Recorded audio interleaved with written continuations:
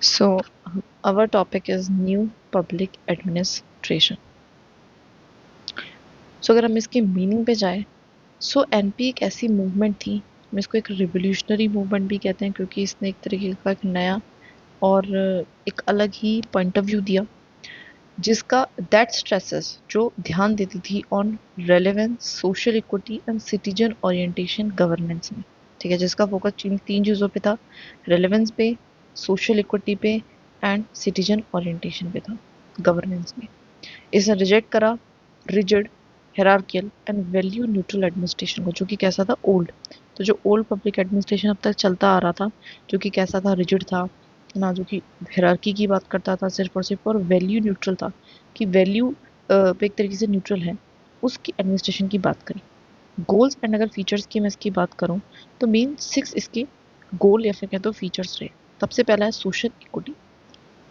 इन चीज़ों पे ध्यान नहीं देना, जो अंडरलाइन वाली है सिर्फ उसको ही हम अच्छे से पढ़ेंगे। सोशल इक्विटी का क्या मतलब है?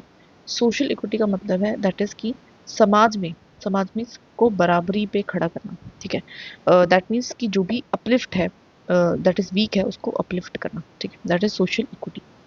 दूसरा बात करिए रेलेवेंस, दैट मीन्स कि हमें पब्लिक एडमिनिस्ट्रेशन को क्या बनाना है, रेलिवेंट बनाना है to the people's need, so that वो अडेप्ट कर पाए और अच्छे से बेहतरीन तरीके से फुलफिल कर पाए लोगों की नीड्स को। सिटीजन पार्टिसिपेशन की बात करी इन्होंने कि लोगों को पार्टिसिपेट कराओ, है ना, लोगों से भी बात सुनो। तो उन्होंने क्या करी, सिटीजन को पार्टिसिपेट कराने की बात करी। साथ में चेंज एंड इनोवेशन की बात करी। वो कहता है कि देखो, क्योंकि हमारा जो है ना संसार, टाइम सब बहुत जल्दी से बदल रहा है, तो हमारी जो सोशो इकोनॉमिक सिचुएशंस हैं वो भी बदल रही हैं। तो ज़रूरी है कि हम टाइम टू टाइम एडमिनिस्ट्रेशन में बदलाव लाते रहें, ना कि उसी कॉलोनियल जो हमारा एडमिनिस्ट्रेशन है उसको चलाते रहें, और इसमें इनोवेशन भी लाते रहें, सो दैट हम पब्लिक सर्विस डिलीवरी को बेटर कर पाए। डिसेंट्रलाइजेशन इसने बात करी, जो पावर है ना उसको क्या कर दो, डिसेंट्रलाइज। तो 6 बेसिकली चीज़ें इसने बोली हैं, relevance, social equity, participation, decentralisation, या फिर इसको सिटीजन सिटीजन पार्टिसिपेशन या एक ही चीज़ है। उसके अलावा change and innovation, and one more that is a, एक और क्या थी,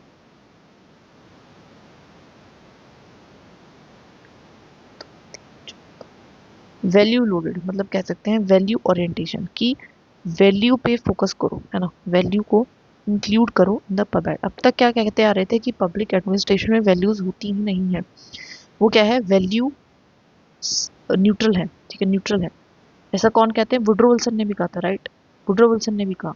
तो ये माना जा रहा था, उसने इस चीज को बदला। ठीक है, 6 मेन फीचर्स बात करें, सिग्निफिकेंस इंपॉर्टेंस क्या है, तो कहीं ना कहीं पब्लिक एडमिनिस्ट्रेशन को क्या बनाया, पीपल सेंट्रिक बनाया, ऐसी कि वो लोगों की बात को सुने, है ना, लोगों को ध्यान में रखे, सेंटर में रख के सारे डिसीजंस को ले।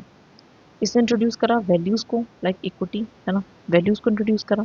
लिंक करा एडमिनिस्ट्रेशन को to social change and reform. साथ में इसने लिंक कर दिया, लिंक मतलब ये रेलेवेंस वाला पार्ट है कि उसने, क्योंकि रेलेवेंट बना दिया एडमिनिस्ट्रेशन को, सो दैट सोशल चेंजेस को से वो लिंक हो पाए, सोशल चेंजेस को समझ पाए, उसके अकॉर्डिंग अडेप्ट कर पाए, उसके अकॉर्डिंग रिफॉर्म ले पाए। इसने इनकरेज करा डेमोक्रेटिक पार्टिसिपेशन को। Democracy is what, that is a लोगों के थ्रू और लोगों के लिए बनाई हुई गवर्नमेंट। तो अगर लोग उसमें पार्टिसिपेट करेंगे तो उसको हम कह सकते हैं डेमोक्रेटिक पार्टिसिपेशन को इनकरेज करा। इसने स्ट्रेंथन करा idea of responsiveness and accountability. जब हम सेंटर में रख के उसको बनाएंगे, एडमिनिस्ट्रेशन को भी रेलेवेंट बना रहे हैं, तो कहीं ना कहीं जो मेन फोकस है that is on the serving the people ना, and being accountable to the people. तो दैट इज, ये कहीं ना कहीं स्ट्रेंथ जो है, स्ट्रेंथन हुआ idea that is responsiveness and accountability का। तो मेक द पब्लिक एडमिनिस्ट्रेशन को पीपल सेंट्रिक बनाया, वैल्यूज को इंट्रोड्यूस कराया, सोशल चेंज से उसको लिंक करा, इंकरेज करा डेमोक्रेटिक पार्टिसिपेशन को, रिफॉर्म की भी बात करी हम कह सकते हैं, एंड कहीं ना कहीं रिस्पॉन्सिवनेस एंड अकाउंटेबिलिटी को क्या करा, स्ट्रेंथन करा। नाउ इश्यूज भी रहे उसमें, कुछ ना कुछ नुकसान भी थे। तो थोड़ी सी आइडियलिस्टिक थी एंड वीक थी। आइडियलिस्टिक का मतलब क्या है कि इतने ज़्यादा रियल नहीं है ना, हर वक्त रेलेवेंट बनाना, हमेशा चेंज लाना, हमेशा पार्टिसिपेशन कराना, हर चीज़ में वो हमारा जो है पॉसिबल नहीं है। हमेशा सिटीजन को सेंटर में रख के नहीं चलोगे। ठीक है, साथ में इट इज़ वेग। वेग का मतलब क्या है कि ये क्या है, क्लियर नहीं है अपने आप में, है ना, this is not clear in itself. तो वेग है ना। इसने चीज़ों को, इसके जो टर्म्स हैं उसको अच्छे से एक्सप्लेन ही नहीं कर पाई।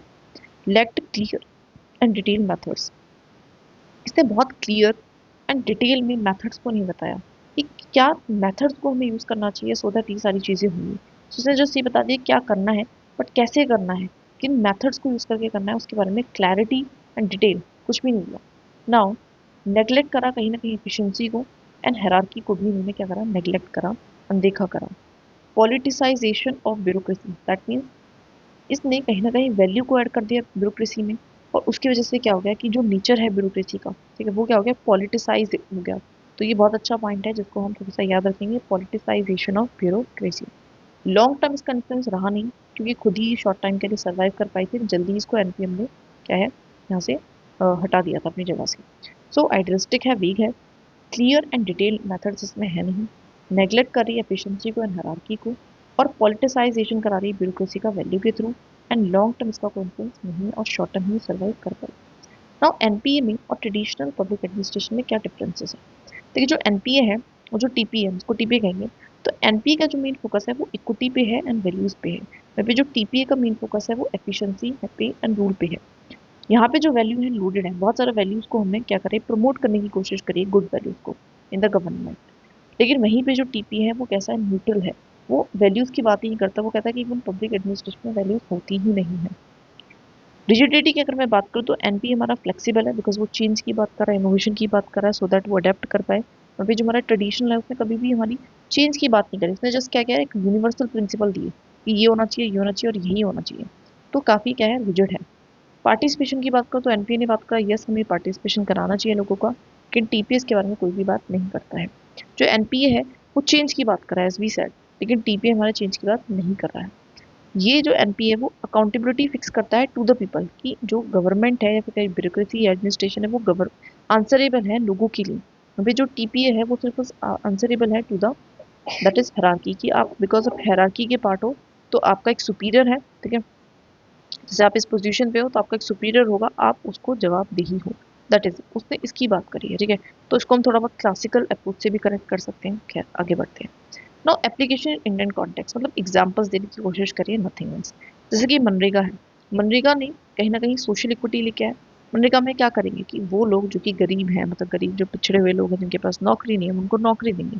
नौकरी देंगे तो उनको उन लोगों के मतलब जो लोग थे जिनके पास नौकरी नहीं थी, उनको उनके बराबर लाएंगे जिनके पास नौकरी है ना। तो इक्विटी लेके आ रहे हैं, that is RTI act, openness and transparency. RTI act का मेन काम ही क्या था कि जो लोग हैं, जो आम जनता है, वो गवर्नमेंट के डिसीजंस एंड एक्शंस, या फिर कहें फंड कहाँ पे खर्च हो रहा है किस तरीके से, उसको क्वेश्चन कर सकती है, पूछ सकती है। तो उससे क्या आएगा, ओपननेस आएगा, ट्रांसपेरेंसी आएगी, simple. PRI that is Panchayati Raj institutions, इसको हम कनेक्ट कर सकते हैं डिसेंट्रलाइजेशन, कि हमारी गवर्नमेंट ने भी क्या करा कि जो पावर है उसको क्या कर दिया, नीचे की तरफ लेके गए हम, ठीक है, हायरार्की में। Digital India and e governance portals हैं, आज के टाइम पे डिजिटल इंडिया है, डिजिटली चीज़ों को, हर चीज़ को रिकॉर्ड किया जा रहा है, डिजिटल ट्रांजेक्शन हो रही है, डिजिटल ई कोड्स तक है। ई गवर्नेंस पोर्टल्स हैं कि आपको कोई सर्विस लेनी है तो आप ई मतलब इलेक्ट्रॉनिक वे में वेबसाइट्स वगैरह के थ्रू ले सकते हो, ठीक है। तो कहीं ना कहीं इससे क्या हो रहा है, सिटीजन का पार्टिसिपेशन हो रहा है, डायरेक्ट पार्टिसिपेशन आपको देखने को मिल रहा है।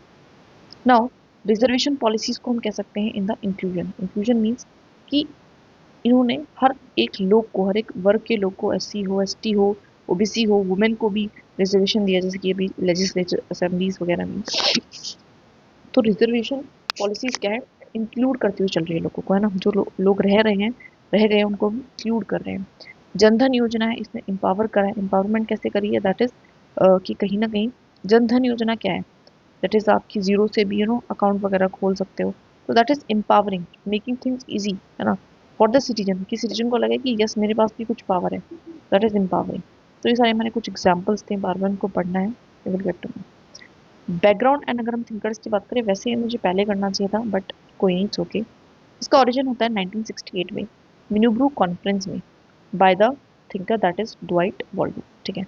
और अदर मेजर थिंकर्स की अगर मैं बात करूँ तो एक तो हमारे यही है, दैट इज ड्वाइट वॉल्डो, जो कि वैल्यू ओरिएंटेड अप्रोच की बात करते हैं, कि वैल्यू होनी चाहिए हमारे एडमिनिस्ट्रेशन में। एक फ्रैंक मैरिनी है, इन दोनों को याद रख लेना है, ठीक है।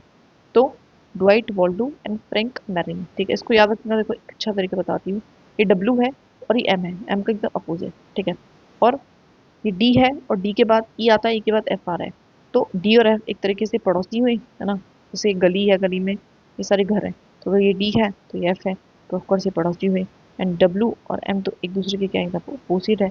तो Dwight Waldo and Frank Marini, तो इस तरीके से कुछ याद कर लेना, क्योंकि थिंकर्स आर वेरी इंपॉर्टेंट। हमें कोशिश करनी है कि अगर, क्योंकि एनपीए पे कोई 50 क्वेश्चन तो आ नहीं सकते हैं, ज़्यादा से ज़्यादा एक क्वेश्चन आएगा, ठीक है।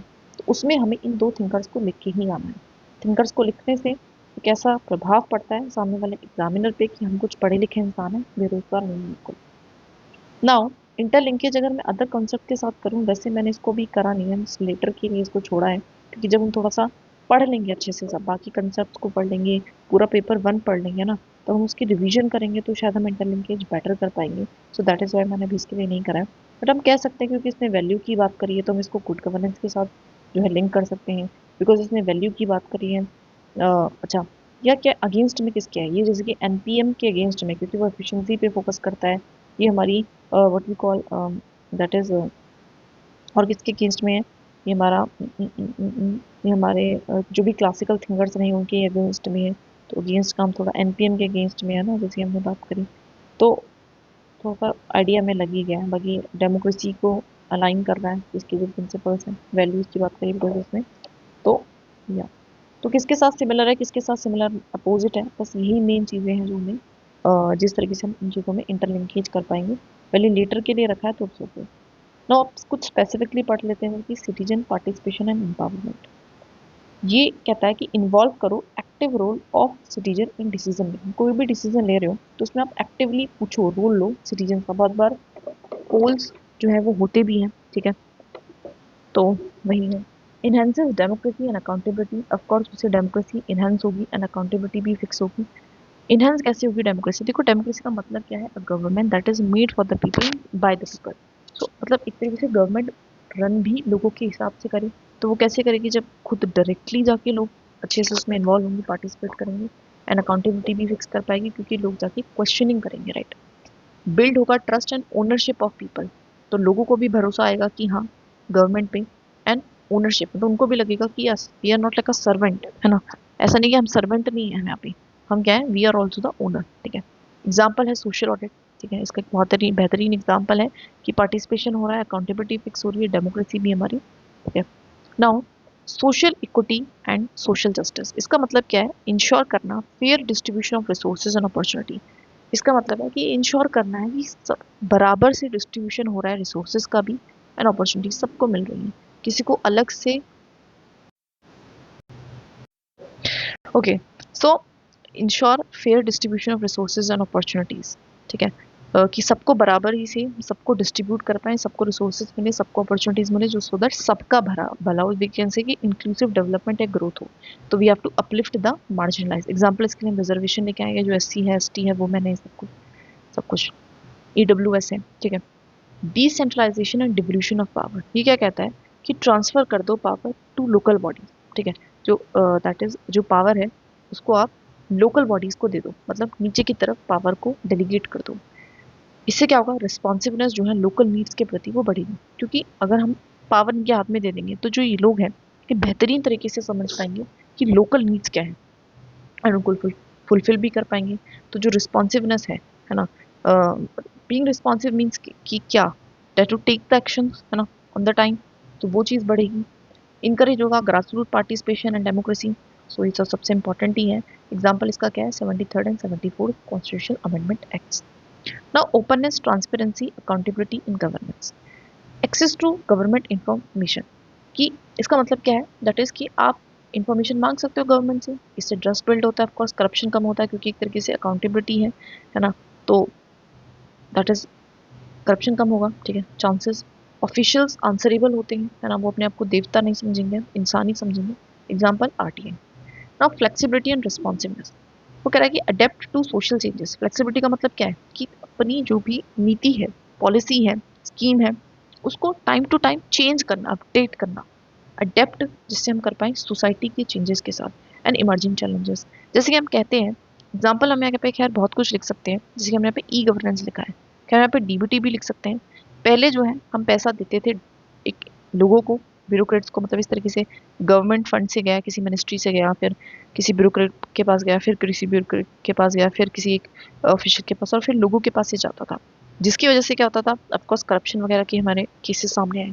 तो हम क्या बने, हम फ्लेक्सिबल बने अपने अप्रोच में, और हमने बोला कि नहीं, अब हम क्या करेंगे, डायरेक्टली गवर्नमेंट मिनिस्ट्री से आपके अकाउंट में जाएगा, तो उससे क्या होगा, करप्शन कम होगा। तो हमने अपने आप में एक रिफॉर्म और रिस्पॉन्सिबनेस हम लेके आए, सर्विसेज एफिशिएंट हो और सिटीजन फ्रेंडली हो, नीड को हम मीट कर पाएँ क्विकली। रिस्पॉन्सिबनेस का मतलब क्या है कि जितनी जल्दी आप किसी की प्रॉब्लम को सॉल्व कर पाओ, और यही तो एक सबसे इंपॉर्टेंट काम है एडमिनिस्ट्रेशन का।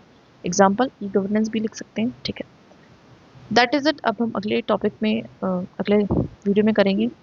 बार बार वीडियो लेक्चर्स को देखना है, समझ बनानी है, लिखते हुए चलना है, कीवर्ड्स को पकड़ना है, दैट इज इट, हमारा काम हो जाएगा। कोई इतनी दिक्कत की बात ही नहीं है, कोई दिक्कत ही नहीं है, ठीक है।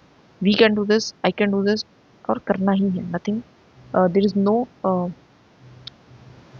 No going back, right. सो